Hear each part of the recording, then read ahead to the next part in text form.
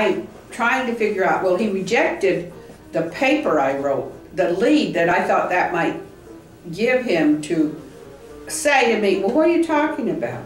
But he didn't want to say that at all. So he just ignored what I said in the paper like I hadn't even said it. And it was so bizarre what I said.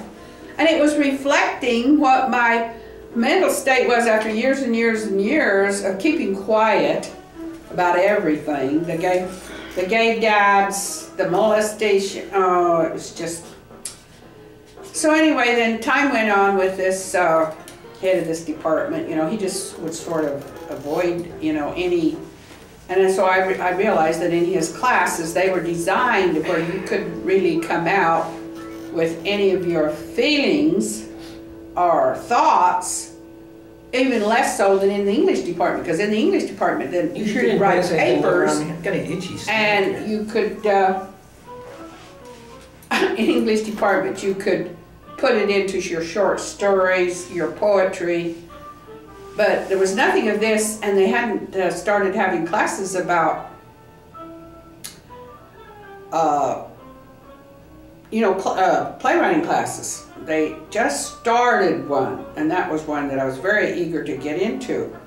So I got into it, and his protege, a guy that he'd had acting, who was considered brilliant, he had brought a board, you know, at the university, and he was teaching the playwriting class. Well, he was a very bitter, sarcastic, nasty guy. And right while I was going to the university, he married. He was like 35 years old. So, and my take on him was that he was gay. He was really gay. He was like up in his 30s before he even tried the marriage thing. And then what happened is his wife, after a couple of years, had a very severe nervous breakdown, and I heard that she was incarcerated for months in a mental hospital. And this was, but he married her, and then the marriage got into, you know, she got into the mental breakdown thing. Well, by this time I'm a senior, and I had made up my mind that I was going to write the truth. I wasn't going to tell these professors anymore what they wanted to hear. I wasn't going to tell my dad anymore what he wanted to hear and do what he ordered me to do. I was going to speak out, no matter how I had to do it. And how I started doing it. Well, you finally made it. 77 years old, now you can finally do it. Yeah, I'm so proud of you. I can go further, yes. I can talk about this. I don't know how you've managed to hold back all these years. So in all my classes, I was like saying just as much as I possibly could of the truth. Not really, you know, and then I naturally got all my teachers upset that I did this with, couldn't take it. In fact, one teacher called me in and said if I would not go to her class, she would give me the credit. Because she couldn't teach with me in there, the way I was acting. Because I'd just sit and looking at her, and I wouldn't take notes or anything. I would just come back at her with what I really, really thought. And it was amazing to me how brainwashed I had become, how automatically I just wrote what I knew they wanted me to write, and it didn't have to be the truth. It didn't have to be anything good or have any depth to it. I was amazing that when I started writing what I really thought, the papers would really take on a twist. And that's when they decided to put you in for shock treatment, right? Well, I'm sure that quite a few of my teachers were beginning to wonder what was going on. And so... I'm still wondering what's going on, you know. I've known you for, what, 45 years now, it seems like. Well, my word, when you've been raised where you're supposed to, you see some obvious big activity, like my dad partying every weekend with guys and having these battles of jealousy and all kinds of stuff going on that would go on in a gay world with these guys, and then my mother just going ahead with her married, never talking about what he was doing, probably for a good reason, because he's afraid he might kill her.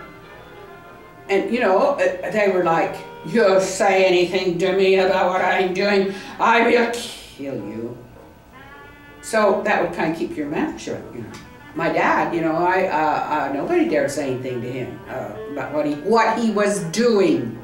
So he was going to take, and when I got to the university, I decided I was going to come out with it. I was going to defy my dad, and I was going to get this out. I was going to stop being intimidated by all these guys living their double lives, trying to force me to act like I didn't see anything.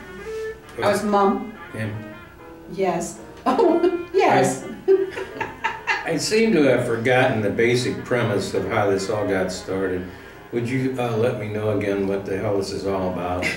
Well, it's about getting into more depth with actually what was going on at the time that I ended up in a psychiatrist, school psychiatrist house. Wait a minute. This is the third episode. Now, what did you first decide to talk about when you first started? Well, it was about 25 to get more ago? into depth about what happened to the University of Utah, because I didn't really dare talk about it. I don't remember that. I thought it had something to do with gay marriage. Well, it was. It was what was happening at the University of Utah in reference to getting married, of gays getting married to women, having children. I thought this was going to be a political thing, that you were against gay marriage. No, it's just while that's going on. I missed that part.